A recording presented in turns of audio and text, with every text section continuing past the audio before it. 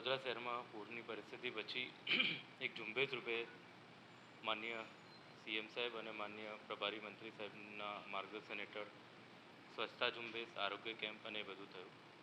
હમણાં પણ 5 દિવસ પહેલાં ખૂબ જ વરસાદ પડ્યો અને એના પછી એકવાર એક ઝુંબેશ રૂપે જે પણ શહેરમાં ભૂવા પડ્યા એને રિપેર કરવાનું, ખાડા રિપેર કરવાનું, એ બધું અભિયાન ચાલી રહ્યું છે. લગભગ 10,000થી વધારે જે પોટોઝ જે કહેવાય, નાના નાના ખાડા અથવા પોટોઝ, એ બધા અમે ભર્યા છે. જોડે જોડે જે સુશોભનની કામગીરી છે એ પણ ગતિમાં છે. ક્યાંક ડિવાઈડર તૂટેલા હોય, રોડમાં ખાડા હોય એ પૂરવાનું ચાલે છે. ભૂવારી સર્વિસિંગ કરવાનું ચાલે છે. જંગલ કટિંગ, જે અનનેસેસરી જે ઝાડ ઉગી જાય છે વરસાદમાં, એ દૂર કરવાનું ચાલી રહ્યું છે. ડિવાઈડર રિપેરિંગ ચાલે છે. થર્મોપ્લાસ્ટ કલર કરવાનું ચાલી રહ્યું છે.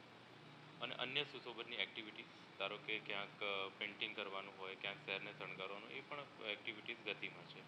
એટલે સમગ્રપણે શહેરમાં એક સુશોભિત થાય, લાઇટિંગ્સ થાય અને શહેર એકદમ વ્યવસ્થિત શણગારાય, એની માટેનું આજે એક મિટિંગ